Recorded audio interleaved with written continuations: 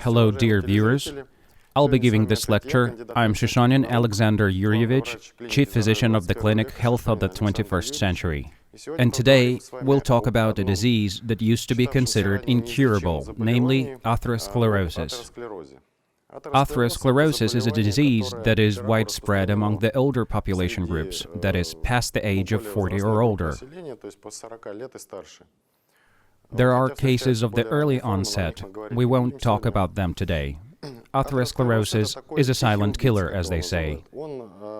It affects blood vessels mostly. This disease progresses until vascular occlusion occurs. Blood vessels become obstructed in the heart or brain, resulting in heart attacks and strokes. A very large number of people die from this disease every year, and accordingly, an even greater number of people suffer from this disease. It all ends up in both the coronary heart disease and the deficit of blood supply to the brain due to atherosclerotic plaque in the arteries of the neck and in the arteries of the brain itself.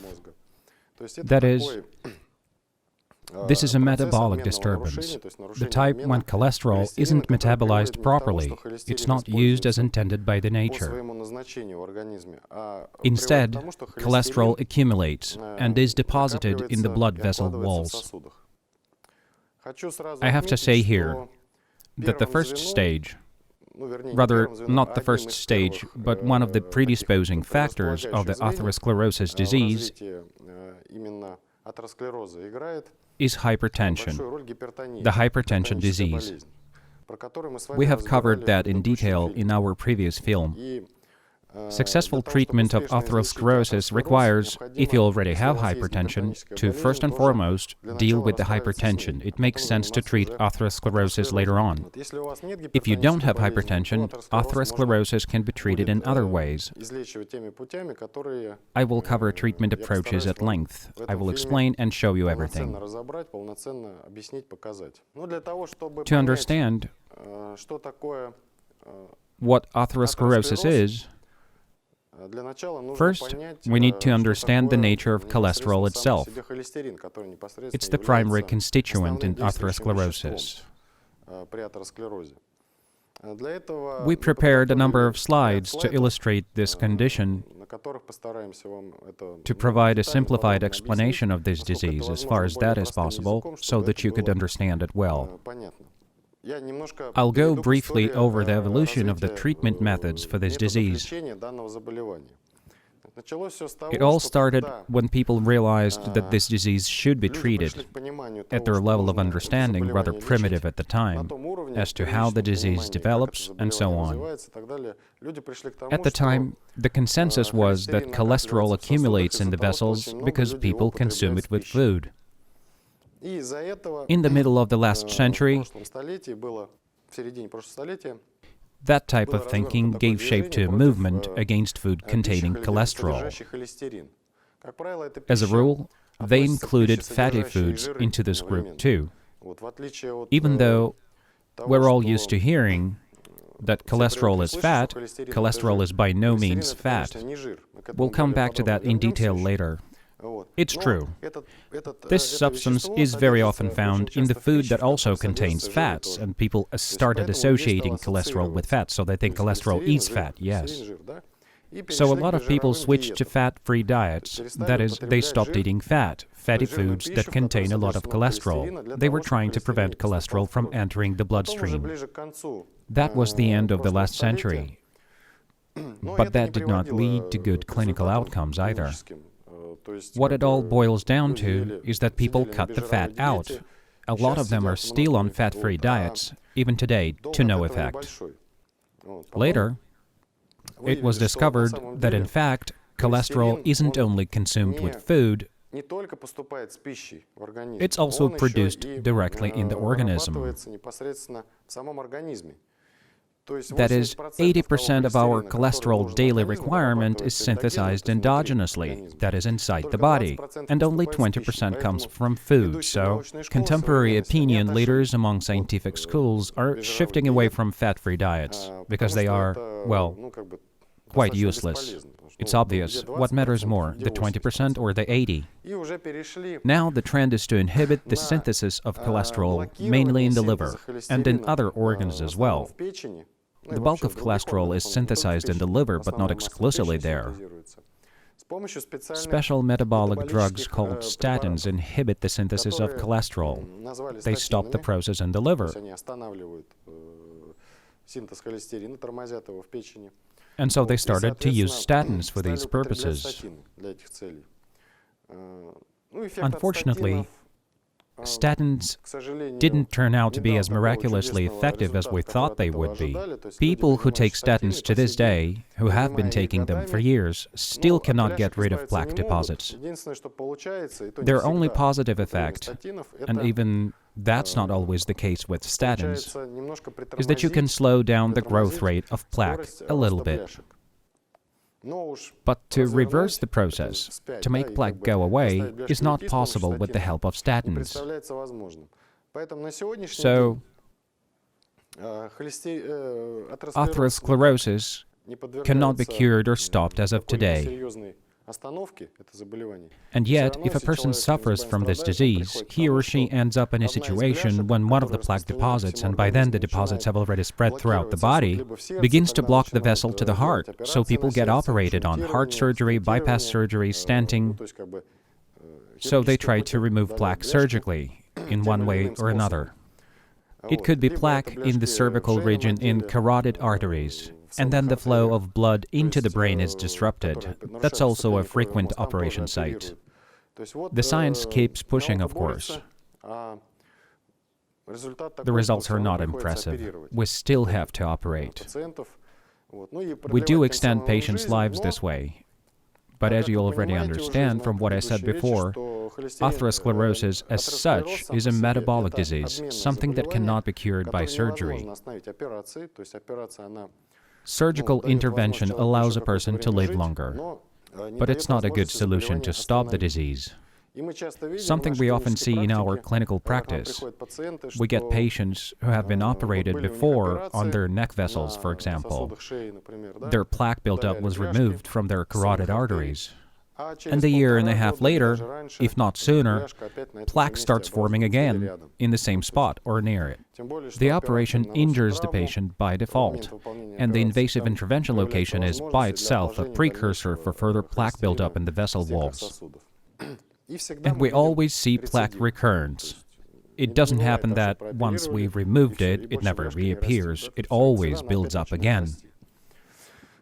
People end up getting the second, the third operation, and as blood vessel operations are complex, patients need to get powerful general anesthesia so that they could tolerate such an intervention. And generally, it's not a good idea to administer full anesthesia multiple times, as the older the person gets, the worse they tolerate anesthesia. So modern treatments leave much to be desired, I'd say. Over the years that I've been observing this practice and studying this disease, my colleagues and I developed a system for a special lifestyle, so to speak, which helps to stop it at any stage of atherosclerosis. I'll repeat here, at any stage. And I'll even go further, it can help reverse the disease. But to do it successfully, you need to understand the theory foundations. When I was developing the therapeutic lifestyle to stop and reverse atherosclerosis, I sought like-minded colleagues among scientists for a long time. It was quite difficult to find true kindred spirits in our science, but I managed to find a remarkable scientist, a Russian biophysicist, who had lived in Holland for a long time. He is my employee now in my clinic. He deals with just this very lifestyle in terms of nutrition. Because, oddly enough, proper nutrition is the basis of this lifestyle. As I mentioned before, the focus was on nutrition initially, and then Later, we moved away from that. And now we're returning to nutrition, but from a different scientific point of view. So at the time, when we understood how the body worked, now that we knew the basics of cholesterol metabolism in the body, we developed a special nutrition system. We called it thermodynamic therapeutic nutrition, which we successfully apply in our clinic. Before we get into the theory, I'd like to talk a bit more about the medications called statins. This is a class of medications that inhibit cholesterol synthesis, mostly in the liver. I already said that they don't bring long-lasting results. Atherosclerosis keeps developing. On top of that, statins have a lot of side effects, serious adverse effects. One of those is cancerogenity. Statins can provoke liver cirrhosis. Leading scientific schools don't recommend prolonged use of these medications. Statins are not prescribed to population masses. That's not their recommendation. In reality, GPs and cardiologists prescribe them left and right, whether patients need them or not. If you have plaque built up, take them. No plaque but blood cholesterol is up, take statins. See what's happening? I deal with this in my clinical practice all the time. I have to discontinue these prescriptions a lot because they prescribe an extremely potent medication that has a bunch of side effects, serious adverse effects in the situation when patients don't need such prescriptions. The best possible application context for statins is related to situations when there is no other way out, when the plaque buildup is massive, but the person cannot tolerate the operation. For example, he or she obviously cannot tolerate general anesthesia, they're in such a bad shape, and then there is no other solution but to prescribe statins. Despite that, we managed to develop a treatment vector that would help such patients too. I'll repeat myself here. Patients with severe cases of atherosclerosis almost always have hypertension, so we must deal with both hypertension, and we've talked about that in the previous film, and atherosclerosis. Treating one without treating the other won't work, as you'll understand from the theory part of this video. Okay, let's get on with the theory. Now, the word cholesterol and what it means.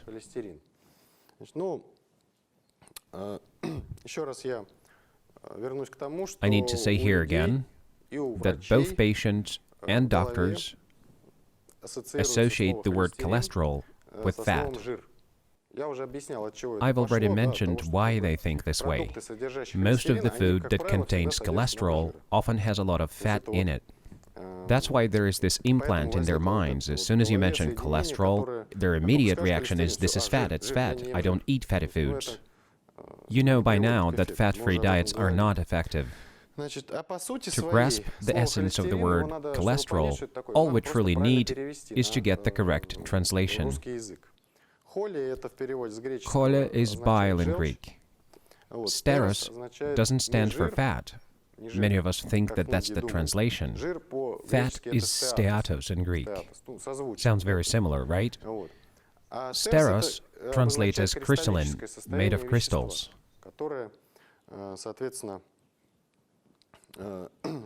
Here the meaning is that cholesterol is hard bile, nothing else. That's something that's been proven by history of experimentation, that it's bile, by no means it's fat. History teaches us what we see here. As I said, here is the crystalline steros, and therefore the crystal form of bile, chole. So what is it after all? It's an organic compound, natural bile spirit. Not the fatty spirit as they often write in textbooks, it's a bile spirit. And that's also been proven by historical discoveries. Cholesterol has been initially adduced in 1789 by François Pouletier from gallstones. That's how it was discovered in its crystal form, a powder. See, here's the difference between them. It's clear that fat is different, not only on the molecular level, but also the way these both substances look. This misconception should be dealt with. Cholesterol is not fat, status, it's crystal, steros. Partly because of these misunderstandings, science went down the wrong path of fat-free diets, to no plausible effect. Later, the scientific exploration shifted to metabolism contexts. As soon as it was discovered that 80% of cholesterol is produced within the body, so they started trying to inhibit internal production. That didn't end up in anything worthwhile either. I'd like to show you on this slide what cholesterol molecule looks like. And here you can see a sample of the substance. By the way, most patients have this distorted understanding of cholesterol plaque. They think it's some kind of a tiny ball of fat that clogs up the vessel. In fact, plaque, if you ask any surgeon who scrapes it out day in and day out at work, it's a solid thing that contains white matter as this one, and it must be scraped out of the vessel. There are cases of softer plaque. There's plaque that's more solid at advanced stages of formation when calcium starts depositing in the plaque, and then we have calcified plaque. Still, to listen to surgeons, when plaque is scraped out, nothing in there reminds you of fat. Far from it, it's solid matter. Okay, moving on. Why do our bodies need cholesterol? Cholesterol is a major constituent in the formation of the cell membranes. You and I consist of billions of cells, and cholesterol is needed for each cell, for each membrane, along with phospholipids. It's what cell membranes are made out of. Membranes separate the internal environment of the cell from the outside. It's what holds the cell together. So cholesterol is a vital substance for the organism. Bodies need it at all times and in large quantities. Even if we eliminated cholesterol out of our food completely, our body would still synthesize it internally because we can't survive without it. Okay, cholesterol in food. Here's where you'll find it. Cheese, fatty fish, fatty meat, mutton, eggs, and dairy butter. Both cholesterol and fat are found in these products in large quantities.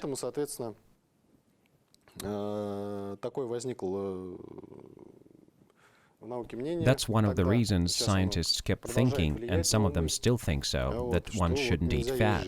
Of course, that's wrong. Now, what else do we need cholesterol for? It's required for vitamin D synthesis. First, the sun warms our skin, improving the circulation there. Calcium availability goes up, and we take in cholesterol with food. What follows is vitamin D synthesis in the liver. That, in turn, affects our bones via the kidney's metabolic action, and our bones get stronger and healthier. Cholesterol is very important for children, and they need it more than adults. Children grow and develop, so they need to consume cholesterol in large quantities. Of course, we need to see to it that our children eat food that contains cholesterol, otherwise they'll develop illnesses, right down to rickets. Despite their exposure to the sun, if there is no intake of cholesterol with food, and you lay your baby out in the sun for better vitamin D, it simply won't be synthesized in the body. Among other functions of cholesterol in the body, it's the base for very important hormones to be synthesized from. Progesterone is synthesized from it, and further down, I'd say the whole ensemble of hormones follows. What functions do they have? These hormones, as you see here, testosterone, dihydrotestosterone, and estradiol, these are male and female hormones. You see, Metabolic dysfunction of the bile acids leads to sexual and reproductive dysfunctions in males and females. It directly disrupts your libido, and so on. We need to understand, if the person stops eating fat, as I said before, you need to eat it, their hormone production will go down, male hormones in men and female hormones in women. And here are the stress hormones, cortisol and aldosterone. They help the organism to adapt to stress. Here is what their deficit looks like: decreased sexual functions and lowered stress tolerance. That's what fat-free diets do to you. It's pure biochemistry. There is no escaping the fact. So when we get patients on fat-free diets, thank God I've stopped doing that long ago. We know now that he or she will end up going for psychotherapy because their stress tolerance will go down, or they'll go to a urologist or a sex therapist to fix problems with their sexual functions. It's important, especially for women, as they like dieting in general. They get on a fat-free diet, and then their sexual glands stop functioning well. They get hormonal disbalance, they start getting such things as myomas and so on. So women should be extra cautious with fat-free diets. What does cholesterol metabolism look like, and what's this process altogether? What does it do for us? Okay, in the last century, one famous Russian surgeon, he was a member of the Russian Academy of Sciences, his name was Viktor Sergeyevich Savelyev, developed a concept called the lipid distress syndrome. That is, this is a violation of lipid metabolism in the body. So let me give you a layman's definition of this complex concept, the lipid distress syndrome.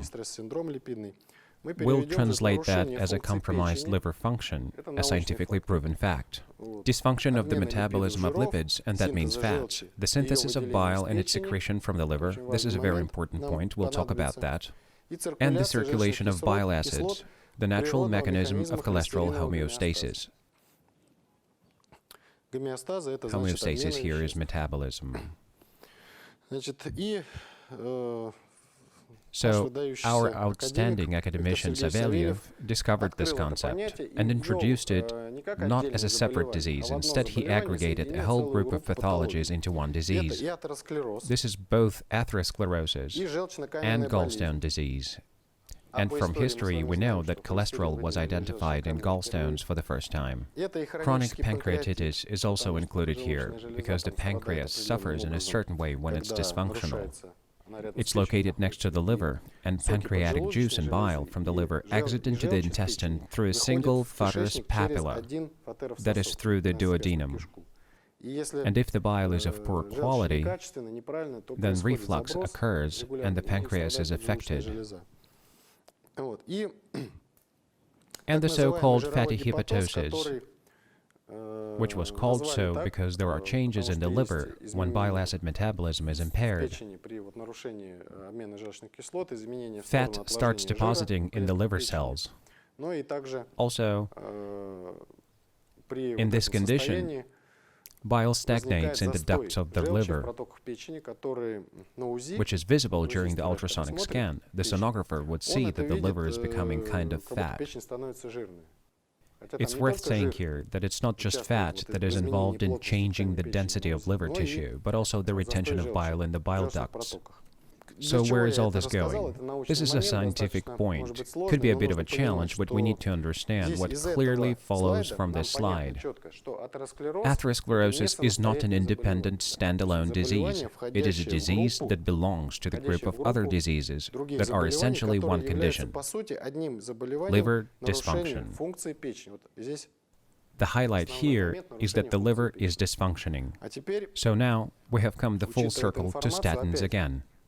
Their primary function is to inhibit cholesterol synthesis in the liver. I'll remind you, lipid distress syndrome is in and of itself a liver dysfunction. So people who take statins aggravate their condition even more so. So the choice to take statins should be well grounded. They should be taken only in severe critical cases when there is no other way out. Now, on to bile acids metabolism. What are bile acids? cholesterol is synthesized in the liver. Part of it goes where it's needed in the body. The other part is used in bile acid synthesis. You can see it here. Cholesterol is synthesized, then bile acids are made from it.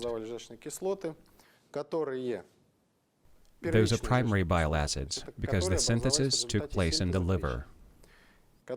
Then they get into the gallbladder, and later on into the intestines. It's clear now that the intestines take however much is needed for digestion, the rest of it stays in the gallbladder. Further on, bile acids, mixed with the food matter, get into the intestines, and our intestines are populated by the bacteria. We all know this, I won't talk too much about it.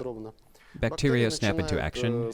They ferment the acid, of course, not alone, together with the intestinal enzymes. The result of that action is that now we have secondary acids, that is, acids that have been processed by the bacteria and intestinal enzymes. When the acids get to the end of the small intestine, they are reabsorbed into the bloodstream again, as you see here. They get back into the blood, and here, secondary bile acids. So the primary acids are transformed into the secondary acids. They get picked up by these fat and protein bodies, round somas. They are called lipoproteins. They can be of the high density and low density variety. When taking blood panel tests, people love to measure them. I'll remind you, lipoproteins are not cholesterol. They transport cholesterol around the body. They are helper elements, as it were. There are many types of lipoproteins, different types of lipoproteins for different types of cholesterol. They pick it up as soon as it's in the blood and transport it to the organs that need it. Organs in the periphery, to the brain, to the liver, they take it wherever there is a need for it. They carry bile acids in the bloodstream and take them to the liver, where the secondary acids mix with the primary acids. And that's how high-quality bile is made. It's a mixture of the primary and secondary bile acids. If someone follows a fat-free diet, their fat intake is next to zero. Here is the illustration. If you get fat into the system, everything goes as it should. If we eliminated fat from the diet, no fat gets into the stomach or the duodenum. Until the corresponding receptors get a signal of the fat presence in the system, they don't instruct the gallbladder to force bile out into the intestines. That's why low-fat diets result in more bile stagnating in the liver. The liver keeps producing bile, but there is nothing to digest with it, so the body ends up retaining bile in the liver. So the liver keeps it there for a long time, and yet more and more additional bile is produced. What can the body do about it? It condenses this bile. And that's how you get gallbladder stones, those very stones that cholesterol is found in. What we get is, roughly speaking, the stagnation of bile in the liver. I think we have a slide just for that, here.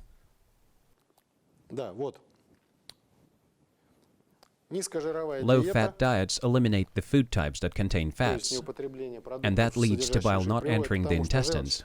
In fact, very little of it does get out into the intestines, and it stagnates in the liver. And that creates an environment for the gallbladder stones to form.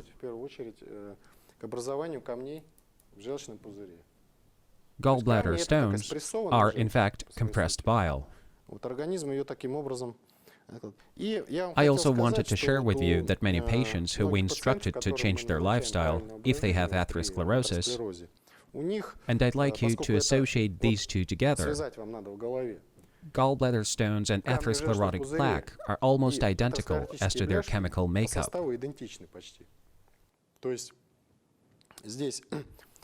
And when we help patients change their lifestyle due to atherosclerosis, the big bonus is that their gallbladder stones start dissolving, getting smaller, and we can see it in our ultrasonic scans. Why? Well, the stones are essentially compressed bile. The body still needs bile, so it starts to slowly erode and dilute the stones. We've witnessed this in our clinic. The stones in the gallbladder become smaller. Sometimes they dissolve completely. That won't happen, of course, with the gallbladder on this picture. It's literally stuffed with stones. But if there are a couple of small stones there, they could absolutely get smaller, given the patient changes his or her diet. And what is this slide for? We talked about lipoproteins that transport different types of cholesterol, and bile acids, which are cholesterol derivatives. Also, hormones synthesized from cholesterol, and there are many of those, for example, progesterones. A well-known group of hormones that are also synthesized from cholesterol. There are many elements here, as you see. There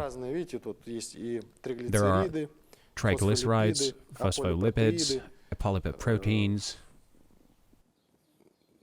You can see here high-density and low-density lipoproteins, very low-density ones, cyclomicrons, chylomicrons.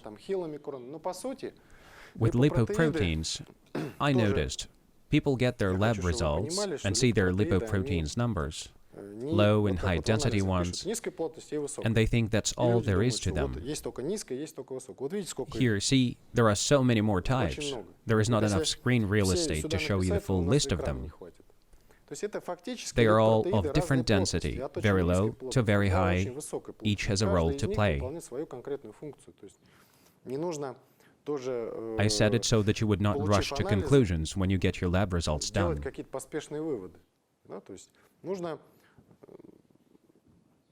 If you see the wrong combination of all of those, especially of the low and high density ones, you have to change your diet and other habits that will help you deal with atherosclerosis. And over time, you will see that your readings will change. They will move toward the normal ranges. I'll expand on that a bit. So, when more and more bile is retained in the liver, and liver keeps producing bile, bile cannot exit into the intestine and fulfill its digestive function accordingly. And so it accumulates. Well, of course, as I mentioned already, stones are formed. It's the logical outcome when bile stagnates in the bile ducts. Okay, in severe cases, by the way, we have to use special procedures for cleansing the liver.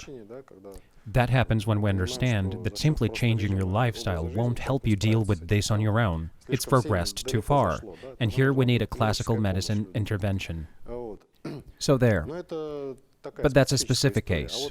But in general, you need to understand that, well, there is nowhere to go for cholesterol. And now it is ejected into the bloodstream from the liver, kind of a reflux back into the bloodstream. So the blood receives unprocessed bile that hasn't been fermented in the intestines. These bile acids and so on, which are essentially low-quality substances, low-quality product, enters the bloodstream. Lipoproteins, these hard workers, they snap to action. They try to capture this stuff. They try to carry it somewhere, but because their target is of poor quality, and accordingly they can't transport it well. That is, under certain conditions, it happens so that they enter into the wall of the blood vessel. And so plaque starts forming. That is, it penetrates the endothelium. We'll go over that now. The endothelium is what covers the wall of the vessel from the inside. And plaque formation starts under it. That's how it occurs. We need to understand a few things here. Plaque is such a formation. Well, it's not like there is a vessel like a tube and there is some kind of plaque lodged inside. So people get scared. They say, what if it detaches with the bloodstream? It'll go somewhere. A vessel might get clogged. Well, no. For blood to tear off a piece of plaque from the wall, well, I haven't seen such cases when plaque detaches on its own. That is, the plaque itself is under the endothelium. It cannot be torn off by the blood passing by. So no need to be scared of that. But when the plaque gets thick, the endothelium that covers it could get damaged. The plaque is acidic in its contents, and the blood is alkaline. Their exposure to each other activates thrombus formation reaction. That is, this tendency of blood to form blood clots in places of vascular damage. Well, so a blood clot forms, and that's the thing that can get detached. That's how plaque is dangerous. By itself, it cannot come off, but a blood clot, if it forms on top the plaque, it can come off, and indeed clog vessels and lead to disability, or patients can die from it. I'd like to give you a brief overview of how plaque forms. Unlike many patients, well, that's expected, but also unlike many doctors think, it's a very complex process. On this slide here, you can see how many various cell components are involved in the process. I'll just say this. When lipoproteins get under the endothelium, they are followed by the blood monocytes. These are the cleanup cells of the organism. After they get into the blood vessel wall under the endothelium, they transform into macrophages. They go through the transformation and start actively looking for the waste, and then consume those waste particles. They enlarge and turn into foam cells here. The foam cells that contain lipoproteins. Lipoproteins themselves get compressed inside the foam cells, and that's why, when the surgeon cuts the plaque open, he sees, in fact, solid matter. This matter is made of foam cells with cholesterol compressed inside them. The deposits form so quickly that the cleanup cells don't have the time to transport it elsewhere, and that's how the disease develops.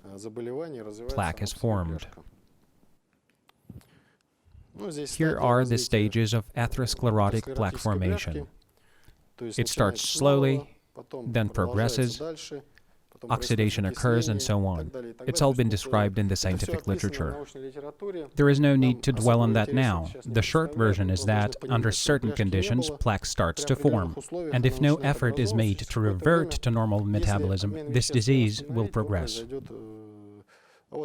Here you see the area where the endothelium is damaged, with the clot on top the plaque. Here we can see that it's not the plaque that can detach, it's the clot. Here's where the wall is torn, direct exposure, and the clot can detach.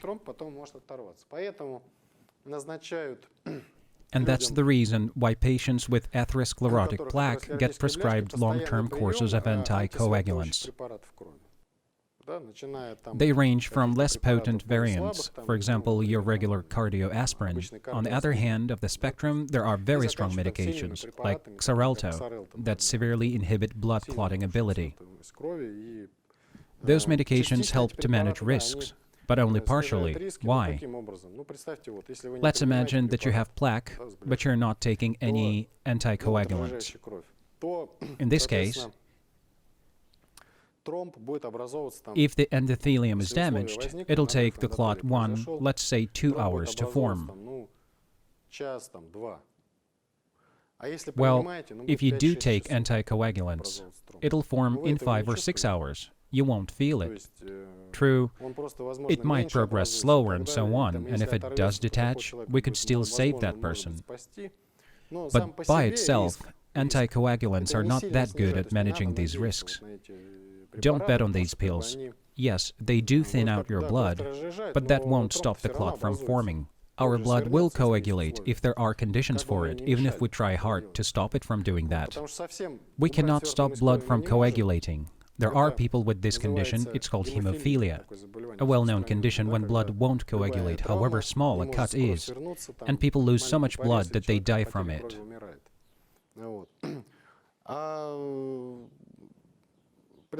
On the other hand, we cannot prevent a clot from forming if we don't stop blood coagulation completely. We have to understand that if you have atherosclerosis, God forbid you've already had a minor stroke from a clot that detached, for example, and so you take anticoagulants and you think that you are successfully managing your risks. No, unfortunately, that's not true. I'd like to say a few words on how hypertension and atherosclerosis go together. It's very important to know that these two often act together.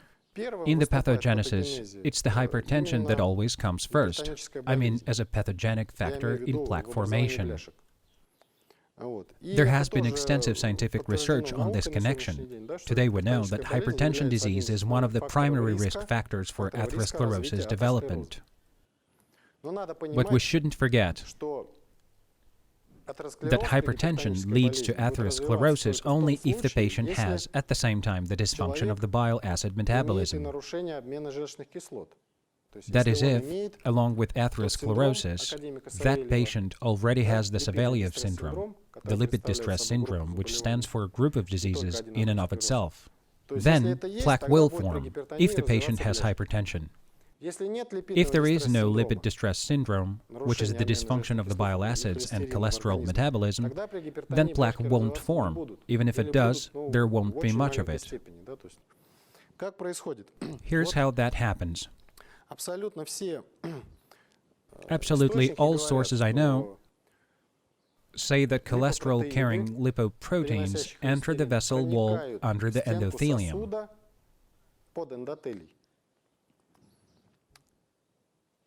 But an explanation as to why they go there, an exhaustive explanation as to why that occurs is very hard to find. Why do they penetrate the walls? And that's what I wanted to share with you. The main reason for that is the force of arterial pressure during a pressure jump, or with constant pressure, which kind of pushes these lipoproteins in there. That is, provided there is lipid distress syndrome, even if the pressure is normal, plaque will gradually form. We're talking about a combination here, a balance of these two factors, hypertension, and we talked about that already, and the disbalance of bile acid metabolism, atherosclerosis, that is. That's the interaction to understand. So what happens here? Here you see bile retention in the liver. Then the primary bile is discharged into the bloodstream. You can see that here. Further on, lipoproteins cannot effectively pick it up, transfer it, because the composition of the bile is wrong. And they do pick it up. But, well, they cannot take it where it belongs, yes. And if at the same time a jump in pressure occurs, then at the locations where vessels branch out, it's written here, under high pressure, lipoproteins penetrate the vessel wall in the locations of divergence, microtrauma, and places where vessels bend. And that's our combination, exactly. Vessels branching, microtrauma, and the bending of the vessel, accompanied by high blood pressure. Plus, impaired bile acid metabolism. Taken all together, it leads to this. Yes, atherosclerotic plaque begins to form in these places. That's the mechanism. So, we went over the theory with you. You saw the illustrations. And now, my primary task is to take this lecture to the point where patients can apply theory to practice.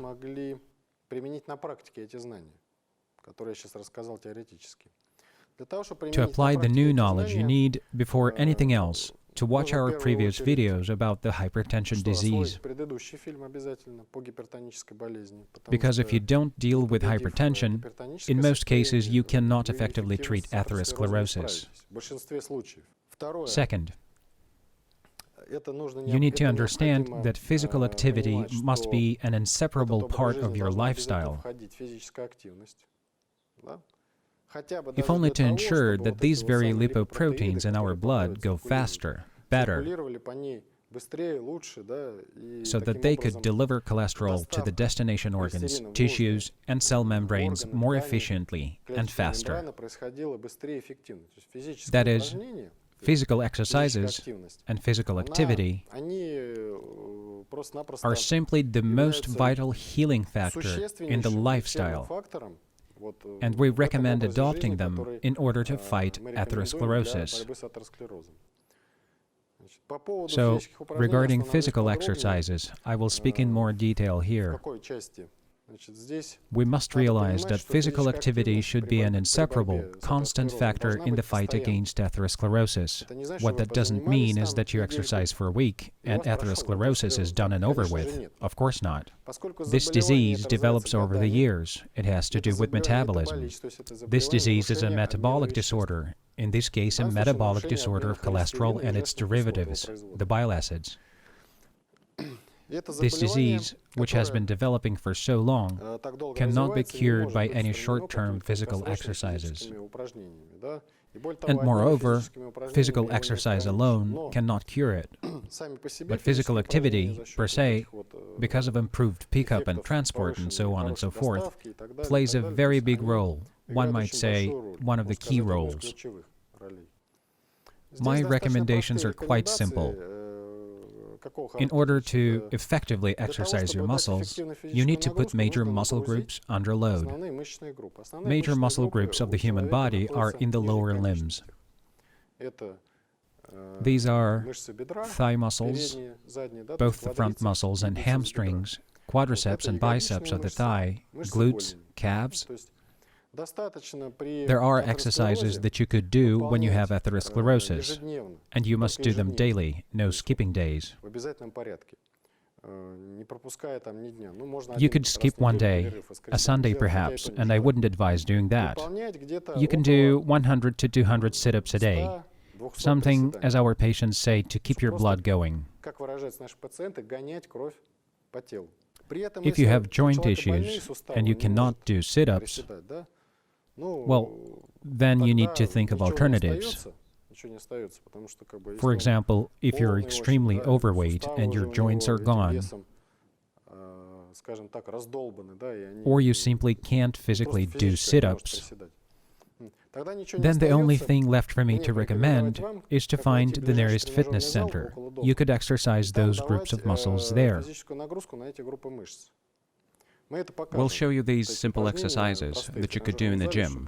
It's very good that nowadays fitness locations are popular in our country. Almost every town and every street block has something like that. If you don't have centers nearby, you could buy workout equipment. It doesn't even matter much which one, as long as it helps you to exercise your legs. Major muscle groups. If your joints are still doing strong and you don't have a lot of extra weight, then do 100 to 200 sit-ups a day. Don't do it all at once, you won't be able to, as long as you can fit that in one day. Patients who do that immediately feel the effect, and not necessarily related to atherosclerosis only. It's an overall lift in their well-being. Healers and doctors of the early days used to say that if you have strong legs, then your heart must be strong, and vice versa.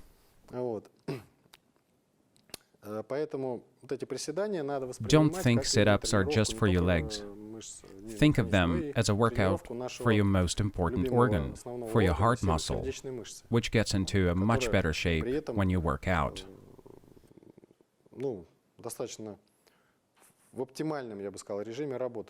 Why are sit-ups good for the heart?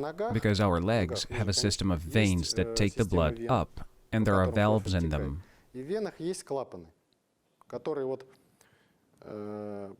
When our blood pushes past them, they stop it from going back. These valves help the heart to push the blood along. Our muscles build the pressure, force our blood through the valves, and the valves won't let it go back. So regular physical exercise, as strange as it might seem, due to special valves in our leg veins, helps our heart in its work. We don't stress the heart yet more. We actually take some of the load off of it. Your sit-ups become your second heart. Feel free to do them. Don't be afraid of the exercise. It'll do you a lot of good. Another extremely important condition to deal with, and we talked about it in our previous film, is cervical osteochondrosis. When dealing with atherosclerosis, in order for all of our procedures to be effective, we need to be sure that our blood flow to the brainstem is unobstructed, that the blood supply there is good. Here we see the brainstem, the structure that is singled out in colors on this slide. All these parts comprise the brainstem. What functions do they have? They regulate our metabolism. All of it. That is, absolutely all metabolic processes are subject to bioregulation via the secretion of various bioregulators called hormones, brain hormones. When those hormones get into the blood, they regulate all our metabolism. If you have a crick in the neck, it's stiff because of osteochondrosis, and the blood flow there is disturbed, it might inhibit your treatment of atherosclerosis, even those two things seem unrelated to you. That's why, along with the sit-ups, and we understand what those are for, you must also do gymnastic exercises for the neck. These exercises will improve the blood flow to the brainstem. You can do those exercises. We have covered that in detail. You don't have to do the neck gymnastics every day. Every other day will do. I'd like to talk about taking medications when you have atherosclerosis. Today, we have a situation both in Russia and elsewhere. People put their trust in medications. Where does this belief come from? Because physicians believe in them too. The statistics contradict this belief. We see the horrifying numbers that we discussed in relation to atherosclerosis. The number of deaths that won't go down. There are actually more deaths now. So the statistics tell us that pharmaceuticals are not effective. Once again, we've come to full circle to the situation where medications don't work. You cannot, if you have such a severe metabolic dysfunction, put all your trust in a magic pill. And I'm not saying that on a whim. I rely on the thorough theoretical base that I tried to share with you today. Medications, especially statins,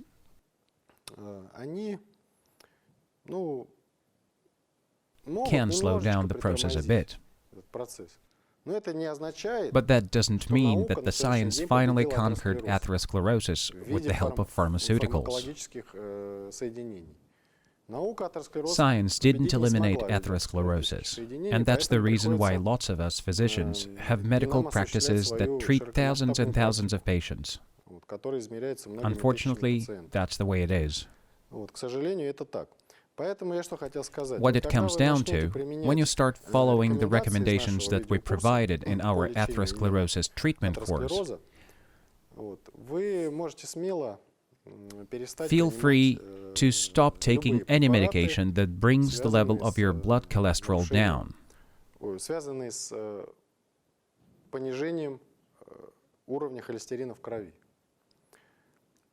You can get rid of statins guilt-free.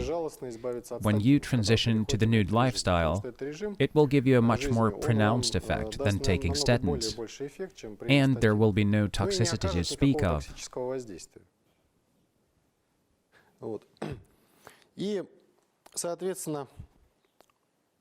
And I'd like to come back to my highly respected, now deceased, Professor Savelyev, who discovered lipid distress syndrome in the early days of his scientific school establishment. His term, lipid distress syndrome, is not used today in medical practice. Instead, they use such fragmented notions as atherosclerosis, gallbladder stone disease, chronic pancreatitis, and fatty hepatosis. In fact, I wanted to come back to this slide because I want you to realize, as we move along the course, that neither atherosclerosis nor gallbladder disease are standalone, independent diseases. nor is chronic pancreatitis, nor is fatty hepatosis. These are all symptoms of a more disastrous, much more deep-rooted disease, namely Savelyev lipid distress syndrome. And that's the answer to the question why it is impossible to treat atherosclerosis with a pill. You need to treat the lipid distress syndrome. I'll tell you an interesting story, what Professor Viktor Sergeyevich used to do. When he had patients, and at the time he worked at the surgery clinic at the First City Hospital. He also was the chief surgeon of the Russian Federation for a long time. He used to treat a lot of patients with atherosclerosis, and their arteries were riddled with plaque.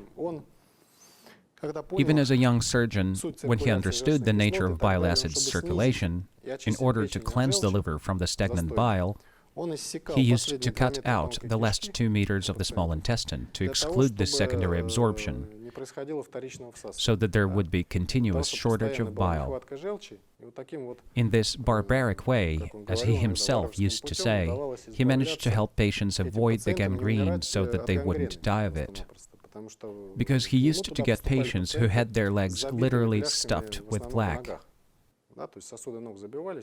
Their leg blood vessels were all clogged up, and that triggered the necrosis, the dying of the tissue due to lack of blood supply.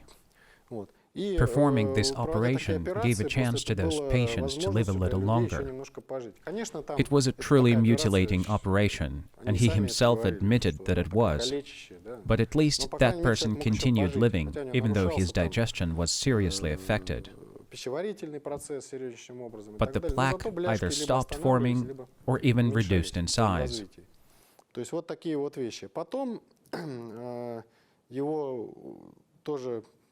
Later, an equally well-known student of his, Professor Vitaly Petukhov, developed a medication that was a partial substitute of this operation. They called this medication Shishonin, which is still sold in drugstores. When it gets into the intestines, it turns into an emulsion and clings to the intestinal walls, blocking the secondary absorption of bile. So that person ended up dumping the bile into the toilet, and that alleviated his or her condition. That medication is still administered today, but when applied outside of the paradigm that I shared with you, it is sometimes ineffective. We use this medication too. It's very effective, especially when in specific severe cases we put the patient on a strict diet. He or she follows a very specific regimen. This medication helps us a lot every now and then. So, if you're taking statins or other medications meant to lower your blood cholesterol levels, and then you start following the new recommendations from this film, you can feel free to quit them. You'll be none the worse for it. On a separate note, about anticoagulants. There is a need for them in this case, of course. But it's always better to go for the less potent versions, not the heavy artillery like Xarelto, but lighter variants. In my opinion, cardioaspirin is good enough. A small dosage of aspirin that thins out your blood a little. It's a good preventive medication. It doesn't heavily thin out your blood. It increases the span of time for clot formation, if it started forming. A few things to take into account. For the primary stages of plaque formation, for example, large plaque formations or gallbladder stones, or if you've already had your gallbladder removed, patients without gallbladder need special approaches, special type of care. If your gallbladder has been taken out, you can still commence with the regimen that we recommend. But should you feel any digestion problems or other symptoms, if there is a disbalance in the organism, If there are new symptoms, please by all means come to our clinic so that we could help you and improve your condition. I'd like to reiterate here, if you had your gallbladder removed, be very careful. That's all the more reason to be cautious about statins, as living without a gallbladder puts an extra bile load on your liver. There is nowhere for that bile to go now. The gallbladder is not there, so it stagnates in the gall ducts. And here statins could act as a detonator for the fast onset of liver cirrhosis, for example. I am more than happy to recommend that you apply all these practices, but apply them with caution. Remember, the details are important. And another thing about bad habits and substance abuse. We haven't talked about it yet. I'll do that now. It's important. When we tell patients to change to a specific lifestyle when they treat atherosclerosis,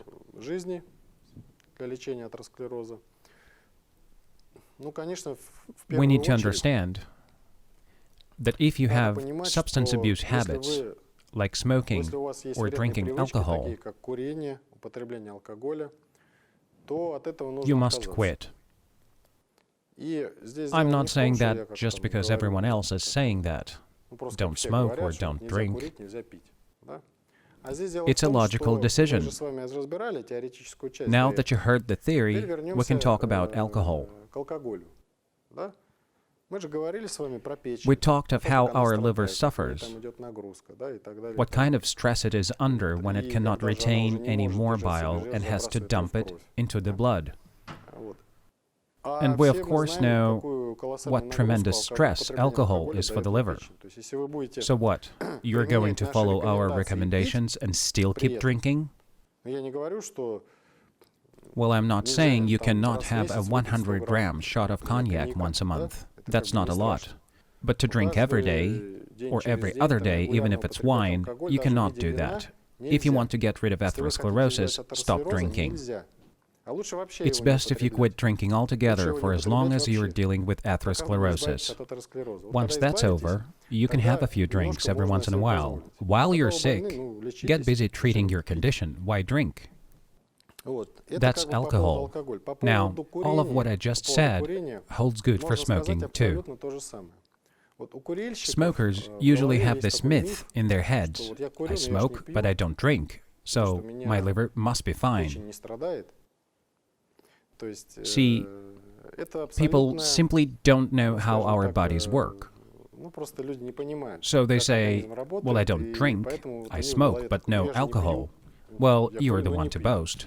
Instead, you chain smoke a pack a day. So what happens here? You take a drag, nicotine goes into your blood. It's just that it got there from your lungs, not your intestine like alcohol. See, it went to the very same place where alcohol goes, to your liver. And nicotine is hundreds of times more toxic than alcohol. 100 times more toxic. The reason why I'm going into this is that chronic smokers smash their livers constantly by their non-stop smoking, without realizing they're doing it. Smokers have no chance at all. It really doesn't matter what you do. Follow our recommendations, undergo Savelyiev's operation, which has been long discontinued, you take the shunt, the choice of whether to take statins or not. Unlike those who like to drink, smokers have absolutely no chance to get rid of atherosclerosis. If you don't quit, well, keep smoking and give up on treatments. Nothing will help you, I'm telling you. You virtually rape your liver every day by your smoking. There is no other way for it but to slowly lose its function. Another well-known medical fact is that heavy smokers' bile thickens. It becomes thicker. And yet another thing that happens to smokers and not to those who drink alcohol. See, alcohol thins out your blood a little. Well, smoker's blood gets thicker, so now on top of all of your other problems, you're maximizing your risks of thrombosis. A smoker's fate is clear. There are no happy endings. They will die, if not today, then soon. Smokers cannot help themselves if they keep smoking. There are no alternatives there. I need to say that again. In our context, smoking is a much worse habit than drinking. If you have atherosclerosis, quit smoking. Okay, when a patient comes to me and I can smell cigarette smoke on him, and he shows me plaque, I immediately tell him, listen, let's make a deal. Do you want to get well? Yes.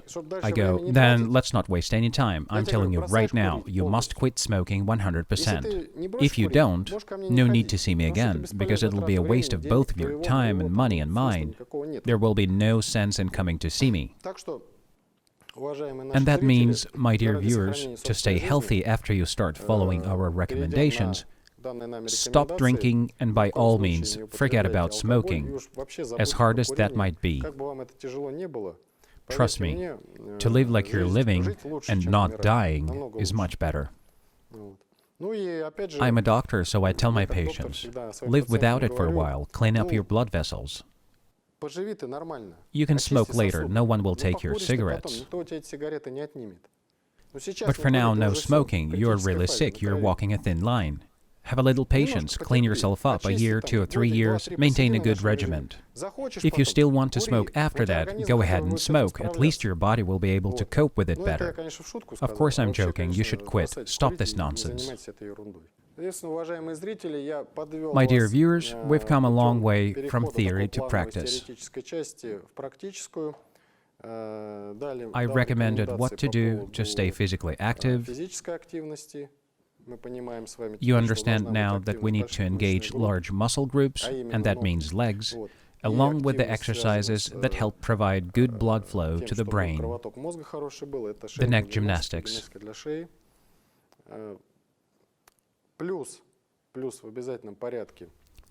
We also have to remember and understand that the main treatment for atherosclerosis is not the physical activity. All of that is secondary, auxiliary methods of treatment. The primary one stays the same. It's your lifestyle and your diet.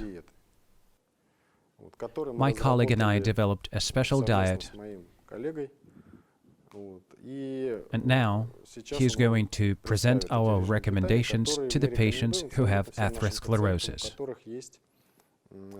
a truly serious, severe, and treacherous disease.